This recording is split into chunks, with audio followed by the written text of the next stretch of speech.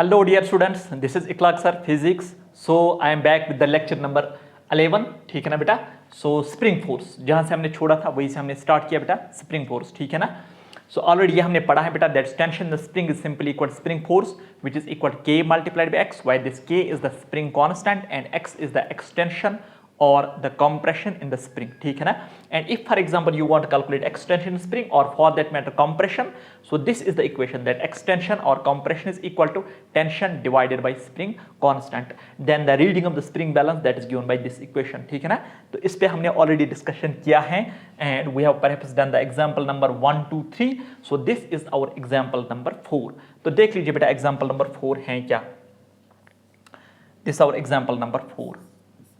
ठीक है बेटा, these are two blocks, that's 4 and 6.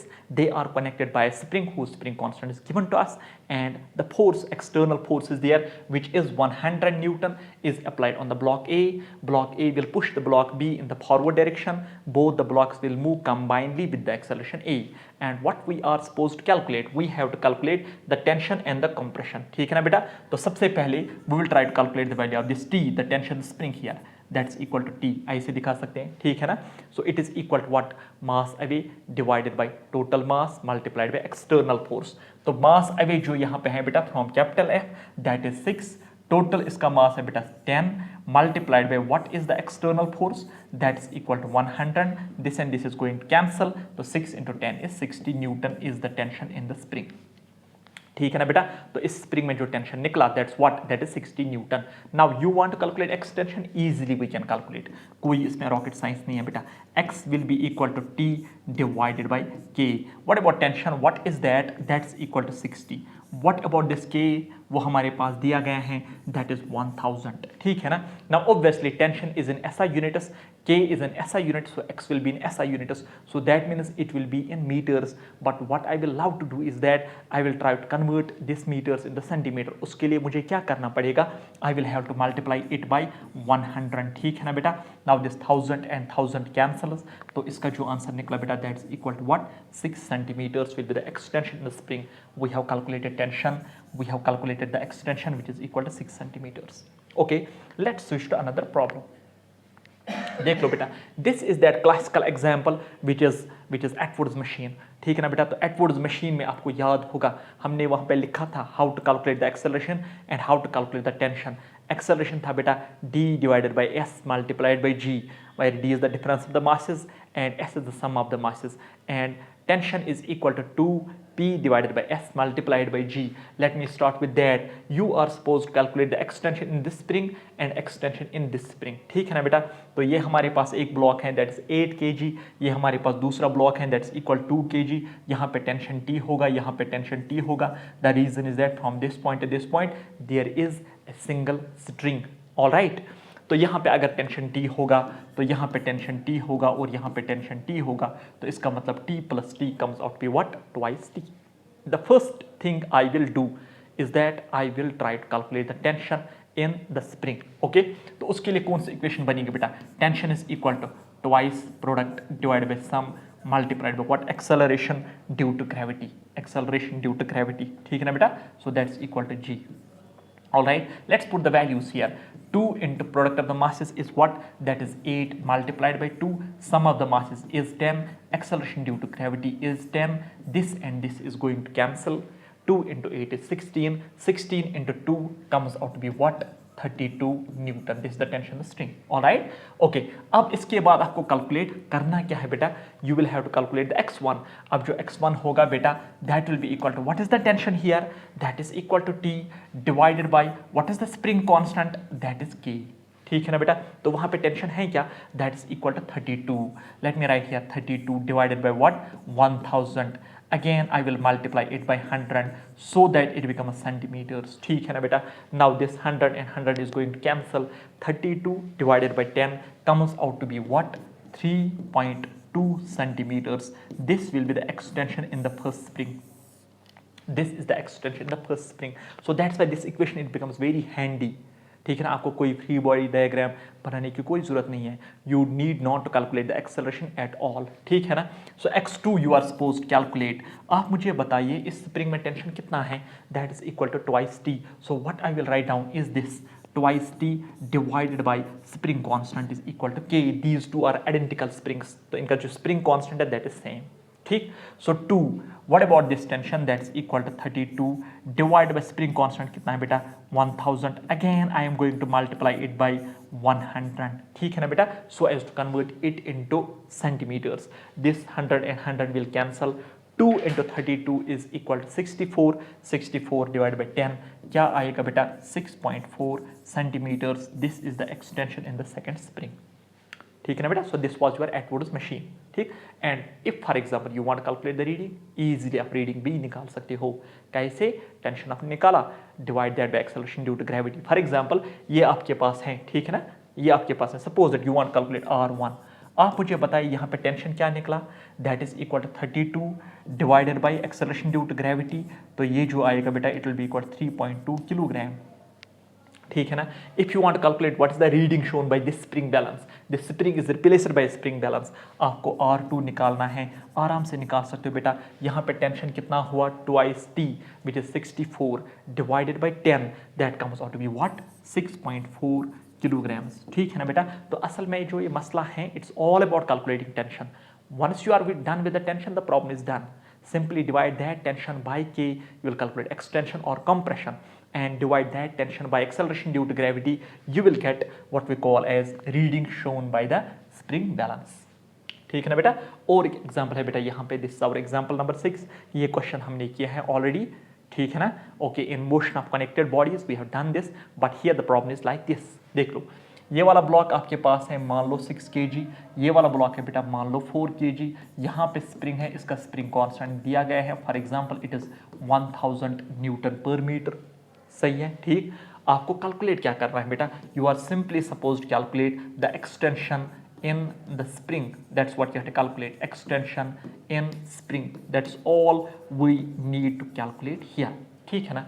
अब एक्सटेंशन निकालने के लिए आपको क्या कैलकुलेट करना पड़ेगा, टेंशन निकालना पड़ेगा. ठीक है ना. तो टेंशन कैलकुलेट करने के लिए first and foremost you will have to calculate the acceleration. तो ये है बेटा 6 किलोग्राम, ये है 4 किलोग्राम. नीचे की दिशा में एक फोर्स होगा what we call as weight, 6 × 10 is 60 newton. ये 60 न्यूटन इसका बनेगा बेटा CWF. What we mean by that, चलाने वाला force. So let's first calculate acceleration, then calculate tension. यहाँ पे टेंशन होगा बेटा T, तो यहाँ पर भी टेंशन कितना होगा T. तो इसकी एक्सेलरेशन आगे की दिशा में होगी, दैट्स इक्वल टू A. इसकी एक्सेलरेशन नीचे की दिशा में होगी, that's equal to A. Let's imagine this is block A and let's name this as block B. ठीक है ना बेटा. So first and foremost let's try to calculate the value of acceleration.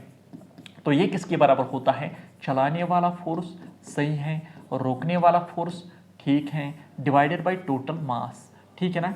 अब इसमें चलाने वाला फोर्स है कितना, that is equal to 60 minus रोकने वाला force is 0 divided by total mass जो इसका है that is 10. 60 by 10 comes out to be what, 6 meter per second square. This is the acceleration of the two blocks. Clear? Next we have to calculate the tension. Tension निकालने के लिए इसका free body diagram बनाना है. ठीक है ना. किसके लिए, 4 kg. आगे की दिशा में एक फोर्स है बेटा T. ठीक है ना. आगे की दिशा में एक्सेलरेशन है कितना है 6. So F is equal to M multiplied by A. इस पे सिर्फ net force is there only one which is tension. The normal reaction and the weight they are going to balance each other. तो इस पे जो force है बेटा that is T. 6 × 4 is 24. तो ये निकला बेटा 24 Newton is the tension in the spring or in the string, one of the same thing. Clear. Once we are done with the tension, ठीक है ना. तो एक्सेलरेशन भी तो हमने निकाला, टेंशन भी तो कैलकुलेट किया. अब आपको क्या निकालना है बेटा, next we have to calculate the extension. Easily we can calculate tension divided by spring constant. Tension कितना निकला 24, स्प्रिंग कांस्टेंट 1000, isn't it 1000. ठीक है बेटा. Multiplied by 100 it will be converted into centimetres. ठीक है. This and this is going to cancel. 2.4 centimeters will be the answer, will be the extension in the spring. All right. ठीक है ना बेटा. So it was actually what motion of connected bodies. तो यहाँ पे simply मैंने क्या किया, स्ट्रिंग को उड़ा लिया, उस स्ट्रिंग के बदले मैंने क्या रखा वहां पे, स्प्रिंग रखा. ठीक है ना. Okay, let's see another example. This is our another example and this example I will keep it as a home assignment for you. ठीक है ना. Let's imagine for example this here, this 8 kg, this is 2 kg. ठीक. Spring constant दिया गया है 1000 newton per metre. ये नीचे जाएगा, ये ऊपर जाएगा, एक्सेलरेशन ए होगा। नीचे की दिशा में फोर्स 80 न्यूटन, इस दिशा में force component of weight mg sin theta, sin 30 होता है 1/2, 2 इंटू जी इज 20। तो यहां से जो ये आएगा it will be equal to 10 newton, ये आप कैलकुलेट कर सकते हो। ये इसका बनेगा चलाने वाला फोर्स, ये बनेगा इसका रोकने वाला फोर्स। तो क्या कैलकुलेट करना है बेटा, सबसे पहले ए कैलकुलेट कर लो, देन कैलकुलेट टी, ठीक है ना बेटा। First calculate A, then calculate T, then calculate extension which is equal to T divided by K, that's it. ठीक है ना। टी निकालने के लिए इसके लिए फ्री बॉडी डायग्राम, यहाँ पे टेंशन टी है तो इसके लिए फ्री बॉडी डायग्राम बनाना। ठीक है ना। I am sure you can do this question because we have already done this question in motion of connected bodies. ठीक है ना। ओके, आगे चलते हैं। दिस इज आवर एग्जाम्पल, ठीक है ना, which has been asked at PYQ, it has been asked in the NEET 2017 and this is what we call as cutting of a spring। ठीक है ना बेटा। सो कटिंग ऑफ ए स्प्रिंग, यहाँ पे आप ध्यान रखो बेटा, हमारे पास कितने ब्लॉक्स हैं, 2 ब्लॉक्स हैं, that is block A and block B. Okay, so first of all here we have a spring whose spring constant is equal to K. Now what is done is this A block, this string is cut, and what we have to calculate, we have to calculate what is the acceleration of block A and what is the acceleration of block B just after the string is cut, just after the string is cut, just after the string is cut, string is cut। ठीक है ना बेटा। we have to calculate acceleration of A and acceleration of B just after the string is cut। okay, तो ध्यान रखो बेटा, simply apply your common sense, simply apply your first and foremost, forget about the physics, apply your common sense। this is string, I will cut it। तो जो ये block है बेटा सीधे नीचे जाएगा, it will be simply under free fall. तो इसकी जो एक्सेलरेशन होगी that will be acceleration due to gravity which is equal to g और 10 मीटर पर सेकंड स्क्वायर। ठीक है ना। लेकिन अब यहाँ पे ध्यान रखो बेटा, आप जो ही आप इस स्ट्रिंग को कट करोगे तो जो ये ब्लॉक है ना B, which is block B, what it will do is that it will experience a jerk in the upward direction, it will go like this, initially it will go in the upward direction, clear, and we have to calculate that acceleration। so first and foremost जो acceleration of A है that will be simply equal to g in the downward direction। ठीक है ना। next what we have to calculate what acceleration of B, और वो मसला है। ठीक है ना। तो acceleration of B आप देख लो बेटा किस तरह हम निकालेंगे। यहाँ पे ध्यान रखना बेटा, यहाँ पे जो टेंशन होगा that will be contributed by both the blocks, 2m plus m that is equal to 3mg। ठीक। now when we will cut this string, जो ये टेंशन है initially at that point it will stay for some time 3mg। क्या रहेगा बेटा 3mg। तो इसका free body diagram हम बनाएंगे, किसका बनाएंगे, ब्लॉक बी का। इसका मास है बेटा 2m, ऊपर की दिशा में है tension which is equal to 3mg, नीचे की दिशा में है बेटा इसका वेट 2mg।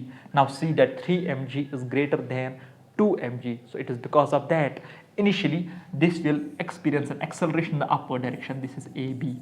अब आपको AB निकालना है, so easily we can calculate acceleration AB, that will be equal to this minus this, so that is 3mg minus 2mg divided by what's the mass of this 2m। ठीक है ना बेटा। so acceleration of B will be equal to 3mg minus 2mg comes out to be mg divided by 2m, so m and m is going to cancel। तो इसका जो answer आएगा बेटा g/2 in the upward direction, this will be the acceleration of B। ठीक है ना। hence we have calculated the acceleration of A and we have calculated the acceleration of B। acceleration of A was easy, it will simply fall down।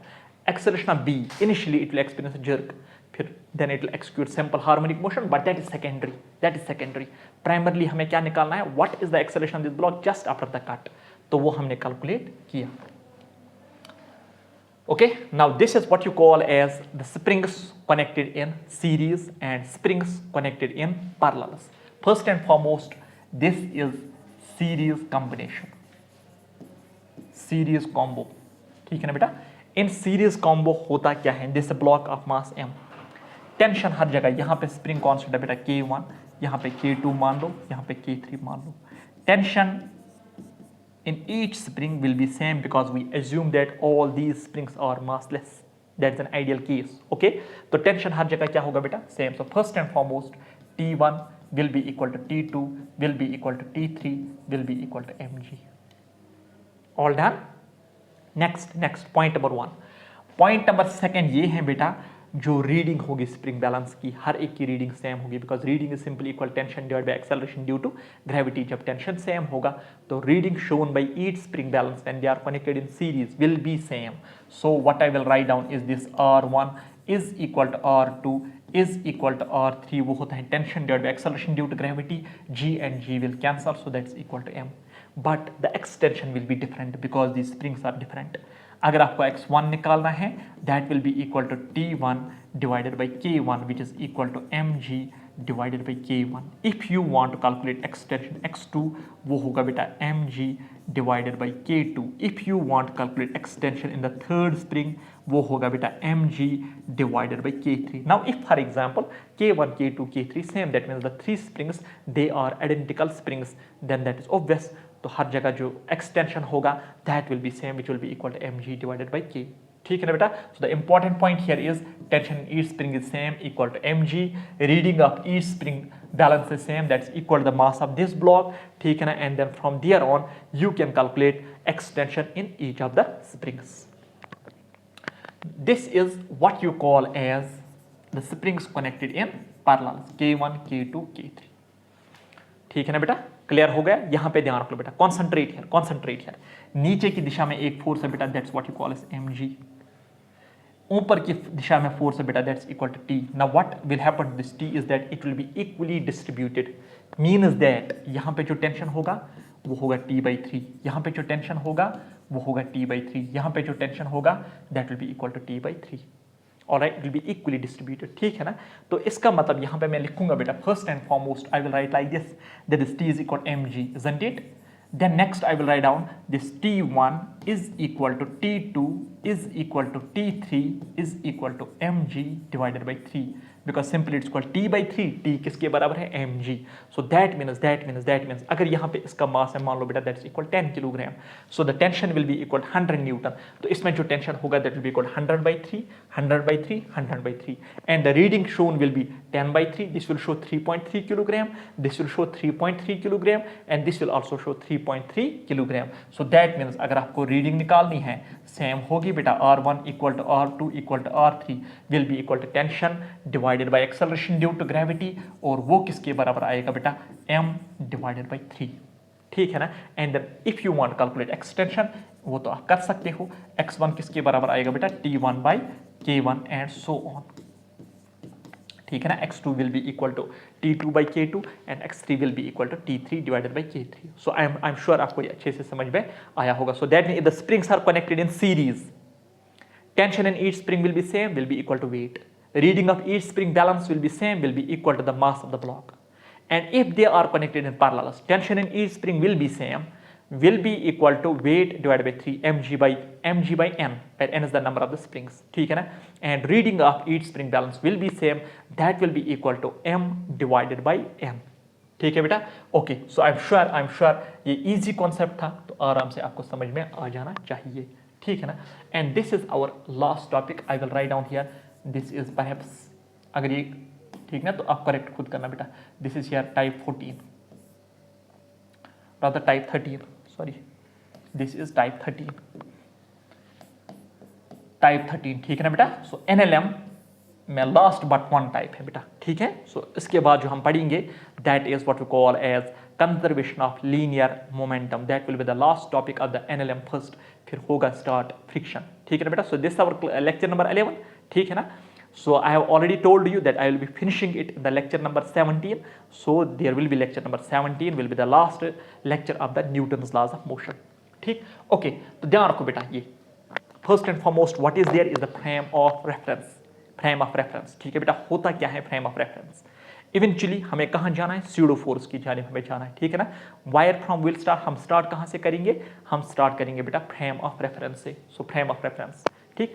तो frame of reference की अगर मैं simplest definition बोलूँ, so that is simply like this, any observer who is observing an object moving, he is calculating, this observer is calculating the distance covered by that object, he is calculating what is the velocity of the object, he is calculating what is the acceleration of the object, that observer is a frame of reference।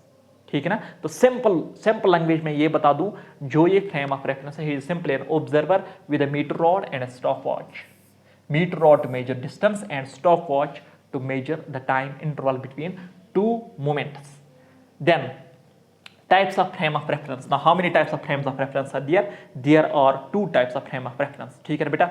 Okay, so first frame is called what? Inertial or non-accelerating or Newtonian frame of reference. अभी तक जो भी questions हमने किए बेटा in the NLM, ठीक है, we have by default we have assumed that the frame of reference is an inertial frame of reference. Means that I am an observer, you are the observers, you are at rest on the ground, on the surface of earth. ठीक है ना बेटा? Hence you are what? Inertial frame of reference. So inertial or non-accelerating or Newtonian frame of reference. ठीक है बेटा? As the name is there, so that frame of reference which is either at rest or moving with a constant velocity. If a body is at rest, its velocity is 0, its acceleration is 0. If a body is moving with a constant velocity, again its acceleration is equal to 0. So that frame of reference whose acceleration is equal to 0 is what? An inertial frame of reference. So for example, I am an observer right now, I am on the earth, I am at rest, I am inertial frame of reference. ठीक है ना बेटा? Okay, and in this frame of reference, the Newton's laws of motion जो है बेटा, they are obeyed. NLM are obeyed. ठीक है बेटा?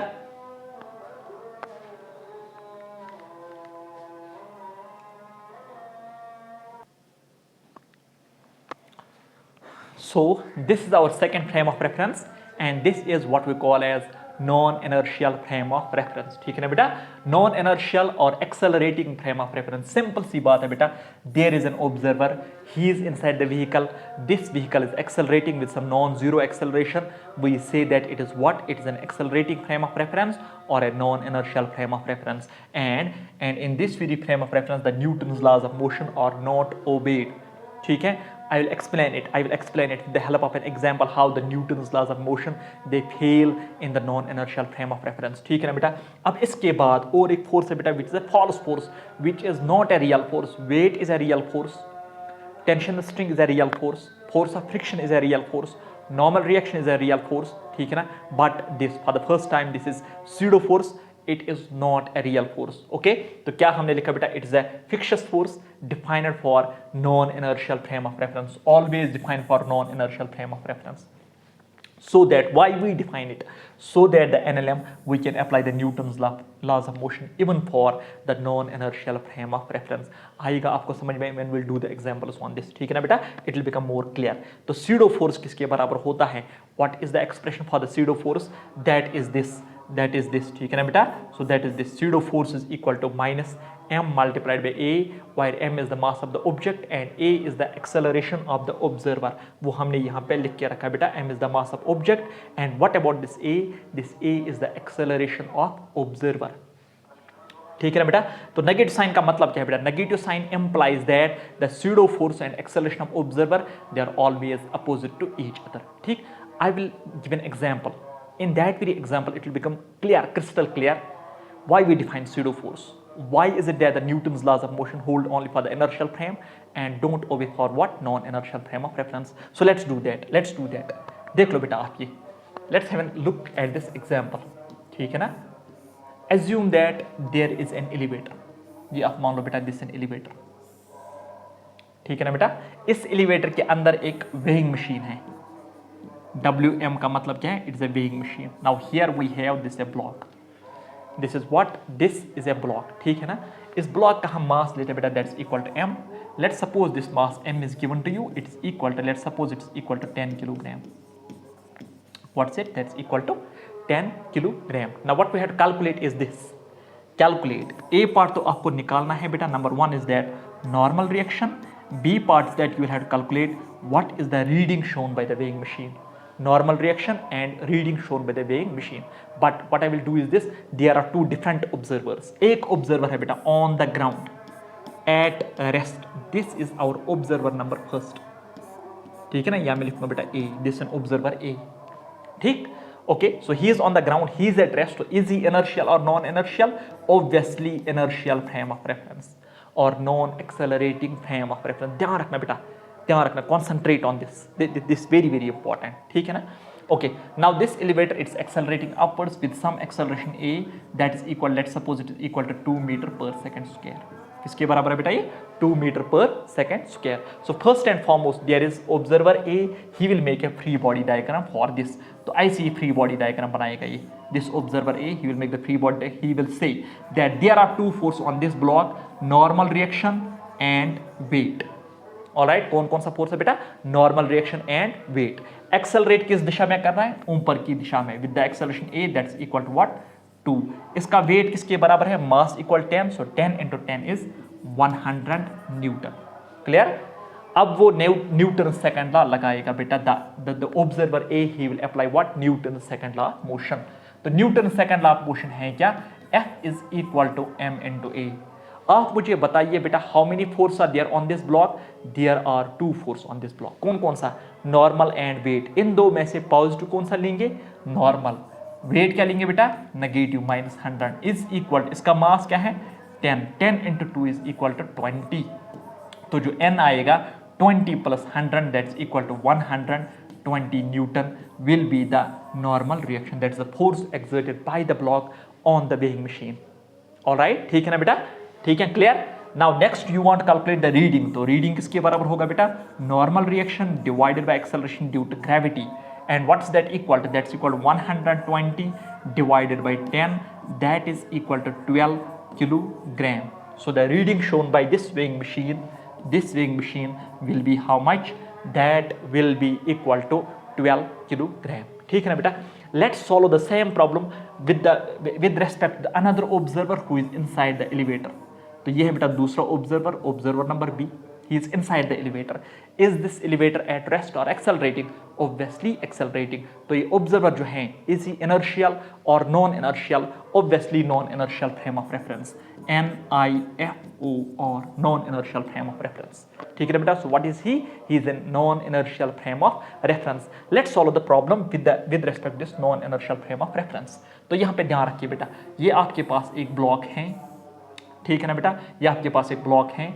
इस पे जो normal reaction that's equal to m, नीचे की दिशा में वेट है that's equal to mg which is equal to 100 newton. Now with respect the observer number b, this block is at rest. ठीक है ना बेटा? फिर से आप देख लीजिए बेटा, this person he is inside the elevator and this block it is inside the elevator, so that means the block is at rest with respect to the observer. Exact like for example आप एक गाड़ी में हो, ठीक है ना बेटा? You are inside a car. Now the fellow passengers inside the car, they are at rest with respect to you. ठीक है ना? So this block is at rest. जब ये रेस्ट पे हैं तो इसका मतलब है बेटा that the net force is equal to 0. तो ऊपर वाला फोर्स किसके बराबर बनेगा बेटा? नीचे वाला force which is equal to 100 newton. And if you want to calculate reading, that will be equal to normal reaction divided by acceleration due to gravity which comes out to be 100/10, that is equal to 10 kilogram. ठीक है ना बेटा? ठीक है बेटा? So reading comes out to be 10 kilogram. I will go back to this problem. देख लो बेटा प्रॉब्लम है क्या. There are 2 observers, observer number A, observer number B. ठीक है ना? With respect to observer number A, I will write down the end results here. With respect to observer number A, जो reading होगी weighing machine की with respect to observer number A, that is 12 kilogram. With respect to observer number B, जो इसकी reading होगी that will be equal 10 kilogram. 2 different answers. It is very surprising. It's very surprising. ठीक है ना बेटा? मतलब इसका मतलब ये है जो weighing machine है, it's inside the elevator. Now there is an observer who is looking from outside the elevator. When he is looking from outside the elevator, what he sees is that the reading of the weighing machine is 12 kilogram. अब एक बंदा इसके अंदर है बेटा. There is another observer who is inside the elevator. Reading as per him must be 10 kilogram. But is it possible that the same weighing machine will show 2 different readings for 2 different observers? One observer inside the elevator, another observer outside the elevator. That's never possible. यहाँ तो इसकी reading होगी 12 kilogram for both the observers, यहाँ तो इसकी reading होगी 10 kilogram for both the observers. Now the question arises, what is the exact reading, what is the exact normal reaction? Is that 12 kilogram और is that 10 kilogram? Answer is it is 12 kilogram. It is 12 kilogram. This is the correct answer. ठीक है ना? Now why is it 12 kilogram? The reason is that this observer A जो है बेटा it's an inertial frame of reference and the observer B is what? Non-inertial frame of reference. And Newton's laws of motion, actually you are applying Newton's laws of motion for the inertial as well as non-inertial, but it's not applicable, it's not valid for the non-inertial frame of reference. ठीक है ना बेटा। Now next तो इसका मतलब जो इसका answer है 12 kilogram, 10 kilogram is the incorrect answer, ठीक है ना। Next what we are going to do is that we are going to define pseudo force. उस स्यूडो फोर्स से होगा क्या, that's actually a correction term which is added to the Newton's second law of motion, so that what will happen because of that, so that the reading will come out to be same. The Newton's laws of second motion will give exactly the same results in inertial frame as well as non-inertial frame. That's what I will discuss next. तो यहाँ पे देख लीजिए बेटा, यहाँ पे देख लीजिए बेटा, what I will do is this, ये हमारे पास वेइंग मशीन है बेटा, दिस वेइंग मशीन, इस वेइंग मशीन पे एक ब्लॉक है बेटा, mass m that's equal to 10 kg, इसके अंदर एक ऑब्जर्वर है, वो ऑब्जर्वर है बेटा NIFOR, non inertial frame of reference. ये एक्सेलरेट कर रहा है बेटा किस एक्सेलरेशन से, 2 मीटर पर second square. First and foremost, how many real force are there on this block. आप बोलोगे सर वहाँ तो 2 फोर्स हैं, कौन कौन सा, नॉर्मल होगा ऊपर की दिशा में, वेट होगा नीचे की दिशा में। वेट तो होगा 10 × 100 Newton. Now the observer is non-inertial. When the observer is non-inertial, we define one more force, which is called as what?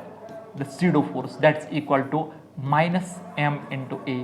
ठीक है ना बेटा, while m is the mass of the object and a is the acceleration of observer. Negative sign का मतलब है बेटा pseudo force and acceleration of observer are opposite to each other. तो आप मुझे बताइए बेटा ये किस दिशा में एक्सेलरेट कर रहा है, it's accelerating upwards. pseudo force कहाँ से होगा बेटा, that will be directed downward, so this is pseudo force. And what that will be, m into a. What's the mass of this block, that is 10. What is the acceleration of the observer, that is 2. 10 into 2 is what, that's equal to 20 Newton. Is that clear to you? ठीक है ना बेटा, so we have added one more force and that is pseudo force, and it is defined only for non-inertial frame of reference. For inertial frame of reference, obviously the acceleration of observer is 0, तो उसका मतलब उस वक्त जो pseudo force होगा that will be equal to 0, ठीक है ना। Now this block is at rest. When this block is at rest, so upward force will be simply equal to downward force, which is mg plus pseudo force, that is equal to fp. तो normal reaction जो आएगा बेटा, what is mg equal to, that is 100. What about pseudo force, that's equal to 20. This comes out to be 120 newton. The reading of the weighing machine will come out to be n divided by g, that is equal to 12 kilogram, ठीक है ना बेटा। And that is exactly same as is calculated by the observer number a, ठीक। So the bottom line is this, NLM, Newton's laws of motion, hold only for inertial frame of reference. I will write that down, that here. जो NLM है बेटा, Newton's laws of motion, ठीक है बेटा, they hold or they are obeyed for IFOR, inertial frame of reference, ठीक है। not obeyed for what? For non-inertial frame of reference. For that what we do, we define a pseudo force which is equal to minus m into a, so that Newton's laws of motion are applicable even for the non-inertial frame of reference, ठीक है ना बेटा, clear हो गया। So I am sure that there is a clear distinction between the inertial frame and the non inertial frame of reference, ठीक है ना। तो नेक्स्ट क्या है बेटा, next will be doing the examples on which are based on the pseudo force, okay, where and what we'll do is that we'll define the pseudo force and on the basis of those we'll do some examples, okay.